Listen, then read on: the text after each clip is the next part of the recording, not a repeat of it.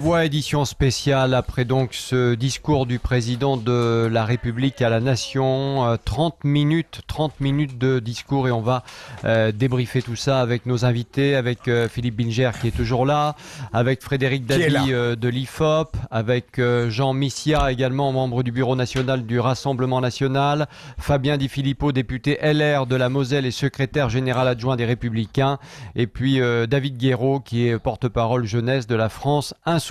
Allez, on va rappeler les nombreuses annonces de ce soir parce que c'est vrai qu'il y a beaucoup de choses. D'abord, cette date butoir, on le disait tout à l'heure, on voulait avoir une date qui nous permette d'espérer. Et l'espoir et l'espérance ont été au cœur du discours du chef de l'État ce soir. Eh bien, le confinement doit se poursuivre, a-t-il dit, jusqu'au 11 mai prochain, au lundi 11 mai, date possible, si le confinement est respecté et si la propagation du virus est ralenti. Sous-entendu, ça pourrait être au-delà du 11 mai si jamais effectivement tout ça n'est pas encore bien au point et si le virus court toujours. Donc on verra bien ce qui se passera. En tout cas, maintenant on a une date et c'est le 11 mai dans un bon mois. Pour le reste, eh bien beaucoup d'annonces. D'abord des mesures de chômage partiel qui vont être prolongées et renforcées. Pour les entrepreneurs et les artisans, l'accroissement et la simplification des aides, le souhait aussi de la part du président que les assurances prennent leur part, un plan pour le tourisme, l'hôtellerie, la restauration, l'annulation des charges tout simplement pour ce secteur qui est particulièrement impacté évidemment par la situation, une aide exceptionnelle pour les familles les plus modestes. Le 11 mai sera le début d'une nouvelle étape, a dit le président de la République, levée progressive du confinement certes, mais aussi petit à petit le retour dans les crèches, dans les écoles, dans les lycées. En revanche, les universités vont rester fermées. Il s'agit de permettre quand même au plus grand nombre de retourner également travailler. Les cafés, les restaurants, les musées, les cinémas, les théâtres resteront fermés. Pas de grands rassemblements, a dit le président de la République, avant la mi-juillet prochain. Il y a encore beaucoup de temps d'ici là. Et puis les personnes âgées qui devront rester confinées au-delà du 11 mai. Le président a reconnu que c'était un effort assez important qu'il demandait là. Pour le reste, à partir du 11 mai, augmentation du nombre de tests, des tests pour toutes les personnes ayant des symptômes, pas pour tous les Français, a déclaré le chef de l'État. Il est revenu sur la possibilité également du traçage, application numérique dédiée sur la base du volontariat. Donc là, il s'agit de se déclarer sur une application pour savoir si, oui ou non, on a rencontré des personnes pouvant être malades. Les assemblées devront débattre de ce sujet. Les frontières avec les pays non européens qui vont rester fermées également. Le 11 mai, les Français devront avoir un masque grand public. Et là, ce sont les maires qui vont se charger de tout ça, bien évidemment. C'est ce qu'il a dit. Et puis après, il y aura un plan, après le 11 mai, qui sera présenté normalement pour parler de la suite. Et la suite, il y a beaucoup à dire, évidemment. En tout cas, ce qui est sûr, c'est qu'on va essayer de comprendre et de débriefer ce qu'a dit le chef de l'État, comme je l'ai dit. Tout d'abord, avec vous, Philippe Bilger, il y aura des jours heureux, a dit le président de la République. Est-ce que vous pensez qu'en termes d'espoir, cette fois, on y est, qu'on peut se projeter? Christophe, au fond, si vous pouviez répondre à ma question, ça serait bien. Oui, mais justement, oui, ça n'est pas la partie que j'ai préférée dans le discours, c'est-à-dire le futur, l'optatif, quelque chose qui relève plus d'un discours présidentiel qui cherche à enthousiasmer, peut-être parce qu'il sait qu'en réalité, la réalité et même le futur vont être très éprouvants. Mais en un mot, si vous le permettez, Christophe, le passé, il dit que la France n'était pas assez préparée. C'est tellement rare une vague repentance de la part du président qu'il faut attirer son attention sur elle. Le présent du discours est tout ce que vous avez très bien résumé, les mesures, le 11 mai et les aides. Et puis le futur, c'est ce que j'appelle la philosophie générale, qui est facile, confortable, qui est de l'optatif. Moi, ce qui m'intéresse, c'est le présent, qui nous a offert quelques pistes, enfin relativement claires, dans une logique d'explication et de résolution qui n'était pas tellement habituelle dans les interventions précédentes, même si j'ai retrouvé la métaphore qu'il affectionne, première ligne, deuxième ligne, troisième ligne. Oui, effectivement, puisqu'il a rendu hommage à un certain nombre de personnels. Alors, les personnels soignants, bien évidemment.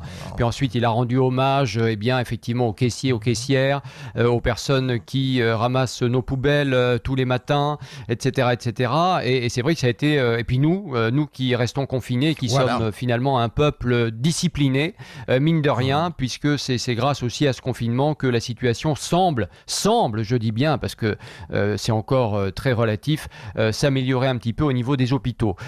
Pour dire un mot, avant de donner la parole à Frédéric Dabi, pour dire un mot sur le futur, le président a dit qu'il allait falloir, évidemment, mais ça c'est une évidence, rebâtir l'économie, mais rebâtir surtout l'indépendance agricole et industrielle française. Donc ça c'est quand même très intéressant, parce que ça peut vouloir dire effectivement qu'il y a une prise de conscience enfin, et qu'il est temps de ne plus compter uniquement sur le reste du monde pour produire, mais que nous on va peut-être s'y remettre, et ça serait quand même assez intéressant. Donc voilà. Il a aussi évoqué, et ça c'est un clin d'œil une fois de plus à ceux auxquels il a rendu hommage au début de son discours, ces femmes et ces hommes qui sont mal rémunérés dans le pays, et le pays tient grâce à eux, il l'a rappelé quand même. Donc ça c'est aussi assez important. Il a parlé d'un moment d'ébranlement qui rappelle que nous sommes finalement vulnérables. Donc ça aussi, c'est intéressant. Après, il a voulu aller un peu plus loin en disant qu'il fallait se réinventer. Lui, le premier. Là aussi, c'est à noter, puisque c'est pas du genre, effectivement, à se mettre dans cette situation. Donc voilà, il reconnaît que lui-même doit se réinventer, nous ressouder. Un projet dans la concorde. Alors là c'est intéressant, mais on en parlera dans quelques instants, parce que qu'est-ce que ça veut dire exactement un projet dans la concorde pour les mois qui viennent? Est-ce que ça veut dire que Macron rêve d'un gouvernement d'union nationale? D'ici là, je crois qu'il y a quand même beaucoup de travail. Frédéric Dabi de l'IFOP qui est avec nous. Frédéric, bonsoir et merci d'être là. Qu'est-ce que vous retenez, vous, du discours du président de la République ce soir? Moi, ce que je retiens, c'est que c'est un discours en rupture avec les trois précédents discours qui étaient relativement homogènes, avec le fameux ton martial « Nous sommes en guerre ». Bien sûr, il y a des éléments de continuité.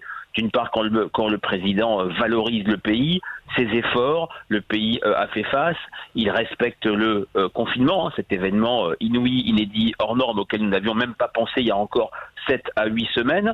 Et puis, il y a des éléments de rupture très fort. Philippe Bilger l'a bien dit, le président reconnaît les ratés. Étions-nous préparés? Pas assez. Mais nous avons fait face. J'ai vu des ratés, j'ai vu des lenteurs, des faiblesses de notre système logistique. C'est la première fois que, clairement, on n'est plus sur cette logique qui me rappelle 1940. Il ne manque pas un poil de guêtre aux uniformes français. Clairement, la reconnaissance des ratés, des insuffisances constitue un véritable tournant, et tout cela, Christophe, s'accompagne d'un ton qui a changé. Exit le ton martial pour un ton modeste, avec des phrases comme « j'aimerais vous dire », nous ne savons pas, notre pays est en situation de fragilité, qui rappelle la phrase de Paul Valéry, nos autres civilisations savons que nous sommes mortels. Un président qui se remet en cause directement, c'est bien sûr du déclaratif, sortir des sentiers battus, moi le premier, et puis, autre élément de rupture, il y a pour la première fois une borne, ce fameux 11 mai, qu'il a martelé à plusieurs reprises. Là, des perspectives sont données, même si ce n'est pas la France d'après, c'est le début du déconfinement. Il a bien dit que ce n'était pas la fin. Je ne sais pas comment les enquêtes d'opinion vont mesurer ce discours. En tout cas, ce qui me frappe, c'est la véritable rupture par rapport aux interventions présidentielles précédentes. Ouais. Jean Messia est également avec nous ce soir, membre du bureau national du Rassemblement national. Merci Jean Messia d'être là. Tout d'abord, vous avez écouté comme nous tous le chef de l'État, 30 minutes d'intervention, beaucoup d'informations comme je le disais dans ce discours du président de la République. Sur la forme, tout d'abord, est-ce que comme Frédéric Dabi, vous êtes plutôt heureux que le président de la République ait un peu changé de ton et reconnaisse à la fois les ratés, ses torts, etc., etc. Est-ce que c'est plutôt une bonne chose qu'il le fasse? Écoutez, bonsoir tout d'abord, merci pour votre invitation. Évidemment, le président de la République a changé de ton, il a reconnu un certain nombre de torts, mais si vous voulez, il faut remettre ça en perspective par rapport à un gouvernement qui maintenant, depuis 2 mois, ne cesse de nous mentir sur tout. Donc si vous voulez, la volte-face de ce soir, elle n'est pas sans rappeler la volte-face sur les masques, qui un coup était utile, un autre coup ne l'était plus, et puis ensuite on ne savait plus les mettre, et puis on les a commandés, puis ils n'arrivent pas. Et là, le président de la République fait la même chose. Moi, ce dont je me réjouis, en effet, c'est que pour la première fois depuis maintenant 3 ans, j'entends Emmanuel Macron d'abord reconnaître qu'il y a un pays qui s'appelle la France, et deuxièmement, d'entendre bien parler de la France dans sa bouche, ce qui pour l'instant n'était jamais arrivé, puisque jusqu'à présent, ce à quoi nous avions droit, c'est la France coupable de crimes contre l'humanité, la France coupable de ne pas accueillir les migrants, etc. etc. Ce soir, le président de la République, qui était le principal pourfendeur, le principal porte-drapeau du repli nationaliste, selon ses termes, aujourd'hui se fait le porte-drapeau du repli nationaliste, en se félicitant, par exemple, que désormais la France va fabriquer 5 fois plus de masques qu'elle n'en fabriquait jusqu'à présent. Quand il parle de remettre à l'ordre du jour l'industrie nationale, de moins dépendre de l'étranger, quand il parle de la souveraineté industrielle et économique française, tout ça, évidemment, pour nous qui sommes au Rassemblement national, nous fait écho. Mais enfin, le Rassemblement national dit cela depuis des années. Il aura fallu attendre combien de morts, combien de chômeurs, combien de cette situation catastrophique pour enfin se dessiller, pour enfin ouvrir les yeux et revenir à la réalité qui aurait pu, si nous étions revenus à cette réalité plus tôt, eh bien, éviter la catastrophe. Évidemment, Emmanuel Macron a beau jeu de dire que le virus, évidemment, est un virus international, mais il n'est pas... Et bien sûr, il y a d'autres pays qui sont frappés. Bien sûr que c'est un virus... tous les pays, regardez les États-Unis, sont également frappés de la même manière et ont exactement les mêmes problèmes. C'est-à-dire non pas de masques, non pas de respirateurs, etc. Ils ont les mêmes problèmes, exactement les mêmes. Vous voyez les infirmiers dans les reportages le soir à 20h qui disent qu'ils n'ont pas de matériel dans les hôpitaux de New York. Voilà. Tout à fait, je suis d'accord avec vous, mais il y a quand même quelque chose qui se passe, c'est que il y a une espèce de jubilation, si vous voulez, des médias qui ont été contre Trump depuis le début à nous dire qu'aujourd'hui les États-Unis sont l'épicentre de la pandémie. Ce n'est pas vrai. Si on ramène le nombre de morts à la population... Non mais l'épicentre, il reste en Europe. Voilà, l'épicentre, il reste en Europe. Et tous les soirs, je vous assure que les journalistes, moi le premier, on le dit. Donc pardon, mais je pense qu'on n'écoute pas les mêmes médias. Mais on va continuer le débat dans un instant, Jean Messia, avec vous, bien évidemment. Fabien Di Filippo, député LR de la Moselle et secrétaire général adjoint des Républicains. Qu'est-ce que vous pensez, vous, ce soir, de ce discours d'Emmanuel Macron et de ce changement de braquet, en quelque sorte? Bon, on commence à... Bonsoir, merci pour votre invitation. Bonsoir on commence à connaître mais je vous en prie. Emmanuel Macron et ses revirements qui sont assez réguliers. Si on essaye maintenant de le juger concrètement sur le fond qu'il pouvait y avoir dans ce discours, il y a 2 points que j'ai trouvé plutôt satisfaisants. Le premier, c'est de revenir sur les erreurs ou le manque d'anticipation qu'il y a pu avoir. Mais je corrigerai simplement une chose. Quand il dit les Français ou la France n'étaient pas préparés, je dirais plutôt le gouvernement n'était pas préparé. Car que ce soit des gens comme Laurent Nunez, Sibeth Ndiaye ou même Édouard Philippe, jusqu'au 20 mars, il nous expliquait quand même qu'il n'y avait aucun problème de masque. Et quand il dit qu'il faudra en tirer toutes les conséquences, je crois qu'il y a aussi des responsabilités politiques qu'il faudra pouvoir faire émerger. La deuxième chose que j'ai trouvé plutôt positive, c'est le fait de donner une perspective. Alors, est-ce que le 11 mai est une date raisonnable? Nous le verrons en avançant. Nous, du côté des Républicains, nous continuerons de faire des propositions et des critiques, parce qu'il ne faut jamais s'arrêter de réfléchir dans la période actuelle pour que ça puisse se passer de la meilleure des manières. Mais maintenant, il y a aussi plusieurs points qui m'interrogent par rapport à ce qu'il a mis en avant. Quand on parle de réouverture des écoles, notamment pour les plus petits, après le 11 mai, dans les crèches, à la maternelle, pratiquer les gestes barrières, c'est vraiment quelque chose d'illusoire. On sait que beaucoup de jeunes enfants sont asymptomatiques. Il a souligné lui-même le risque d'une deuxième vague. Il faudra quand même être très vigilant là-dessus.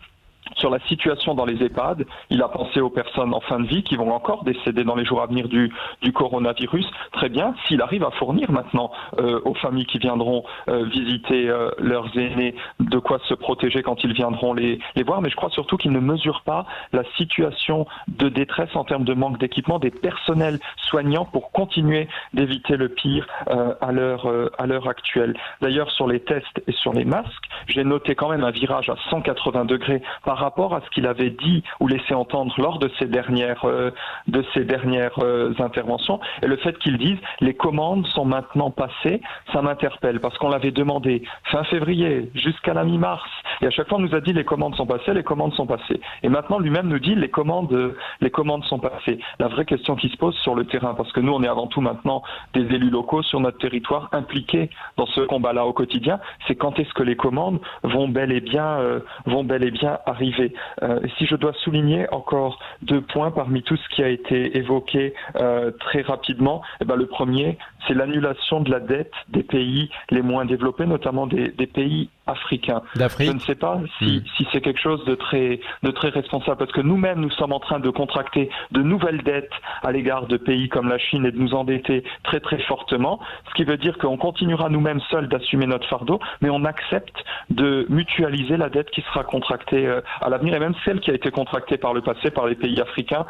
Je ne sais pas si nous en avons les moyens. Et enfin, je note une dernière chose, c'est que dans ce contexte pénurique d'équipements de protection, de difficultés qui vont continuer à se poser dans les semaines qui viennent, les élus locaux vont continuer de pallier les manques du gouvernement et vont devoir continuer d'être pragmatiques eux-mêmes, de trouver des solutions et de se débrouiller quelque part tout seul. Et ça. D'ailleurs, le président de la République, le président de la République d'ailleurs a parlé à un moment, a dit que les Français devront avoir un masque grand public à partir du 11 mai également, et il a mis dans la boucle les maires. Sous-entendu, voilà. C'est aux maires de trouver les solutions et de trouver le matériel. Bon, après, les maires se plaignent souvent de ne pas être dans la boucle. Alors là, pour une fois, ils y sont, mais effectivement, il faut trouver les masques en question, il faut trouver les masques et il faut, voilà. D'un côté, ils leur tapent sur les doigts en disant les règles doivent être uniformes partout.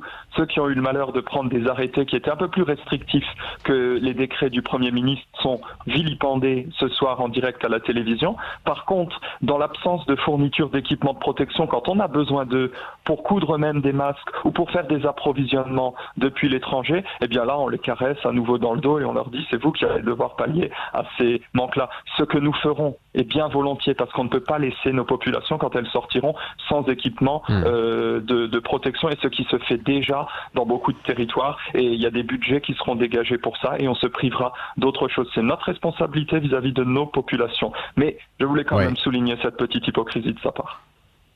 David Guiraud, porte-parole jeunesse de la France Insoumise, est également avec nous. Bonsoir et merci évidemment d'être là pour débriefer avec nous cette intervention du chef de l'État.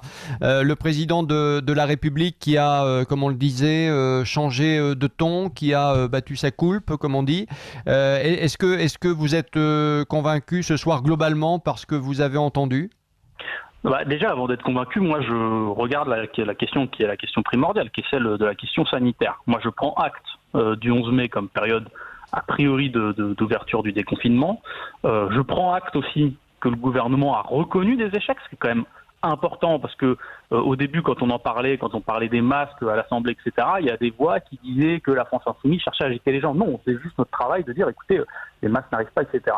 D'un point de vue sanitaire encore, sur les annonces qui sont données, je note quand même quelque chose qui me dérange un peu, c'est l'abandon de l'idée de tester tout le monde. Je ne sais pas si vous avez entendu, mais Emmanuel Macron a annoncé Je suis d'accord avec vous. On allait tester uniquement les cas qui seraient avec des symptômes. Mais on sait qu'il y a des gens qui n'ont pas de symptômes et qui portent le virus. Donc je me demande pourquoi est-ce qu'on fait cela. Je ne pense pas que ça soit sur la question du bon sens comme Emmanuel Le Macron président a même dit que ça n'aurait aucun sens. Voilà, moi je pense que ça a du sens de tester tout le monde comme l'a fait notamment la Corée du Sud. Après, sur autre chose qui me dérange quand même, c'est qu'on nous dit que le matériel va arriver d'ici quelques semaines, qu'on va monter en charge. Mais attendez, si le matériel arrive d'ici quelques semaines, c'est-à-dire qu'il va arriver à la fin du confinement. Donc il faut aussi prendre acte du fait qu'on a eu des ratés. Bon, ça a été reconnu par le gouvernement, mais je le souligne. Et sur la reprise des écoles le 11 mai, moi je rejoins ce qui a été dit tout à l'heure. Attention, chez les petits, les gestes barrières, ça n'existe pas. Il ne faut pas se mentir. Ouais. Donc je ne sais pas, je ne suis pas médecin, je ne suis pas spécialiste de l'éducation, mais je mets un warning là-dessus. Mais je dis attention, la reprise des écoles, notamment chez les plus petits le 11 mai, je ne pense pas que les gestes barrières vont être respectés. Vous savez, les petits, quand ils sortent de l'école, après ils rentrent chez eux, donc ils sont en contact d'autres populations. Bon, sur Philippe Bilger. Ah pardon, oui. Je croyais que vous aviez fini. Allez-y, attendez un peu. Philippe Bilger, attendez un peu s'il vous plaît, merci. David Guiraud, vous continuez. Bien sûr. Ah non, c'est pas à distance, c'est pas toujours simple. Hein, mais... Ouais, je me doute. Voilà. Mais sur le discours ensuite, moi le discours très honnêtement, c'est pas ce qui m'intéresse le plus. Moi c'est les actes, donc je viens d'en parler parce que je me souviens d'un Sarkozy après la crise financière de 2008, qui parlait de refonder le capitalisme. C'est une citation, qui parlait de finances folles, etc. J'ai pas vu de grands changements de ce point de vue-là. Maintenant, le dernier enseignement, et peut-être que je finirai par là. L'enseignement majeur de tout ça, et sur la question de la relocalisation de nos industries, de notre santé, et de la conquête de la souveraineté sanitaire, et puis en fait, en vérité, de la souveraineté tout court. Je vous prends un exemple. Le confinement tel qu'on le vit aujourd'hui, c'est un choix par défaut. Emmanuel Macron dit qu'on a agi en ce sens, on a agi pour lutter contre l'épidémie. Oui, il ne faut pas oublier que c'est un choix par défaut de confinement de la population, parce qu'on n'a pas pu produire du matériel sanitaire pour protéger tout le monde. Une entreprise comme Honeywell, qui faisait plusieurs milliers de masques par jour, a été délocalisée en 2018. Luxfer, qui faisait des bonbonnes d'oxygène pour respirateurs, pareil, fermé, donc on n'a pas le matériel.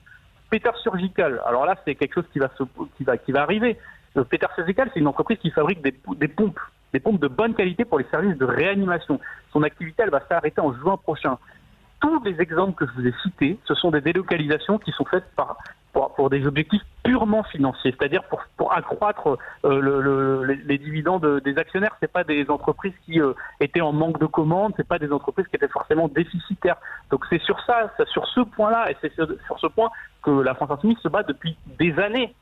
Pour mettre l'alerte sur la question de la gestion financière des choses. Enfin, dernière chose, il a été question, si j'ai bien compris, je suis pas sûr d'avoir totalement bien compris, mais de l'annulation de la dette des pays africains. C'est à voir. Moi, je pense que ça ne soulève plus généralement la question de la dette. Que pareil, on en parle depuis des années. Moi, je viens dès la campagne de 2012 de Mélenchon. Il en était question d'exiger de la BCE qu'elle annule certaines dettes, parce qu'il y a certaines dettes qui sont d'une trop importantes, et puis de deux qui ne seront jamais remboursées vu les montants en jeu. Donc voilà, je pense que la question de l'annulation de la dette par la BCE doit se poser. Aujourd'hui, ça doit être un des combats au niveau européen du président de la République. Philippe Bilger, vous vouliez dire un mot ? Oui, Christophe, en écoutant nos invités, je verrais également un autre partage à faire dans le discours du président.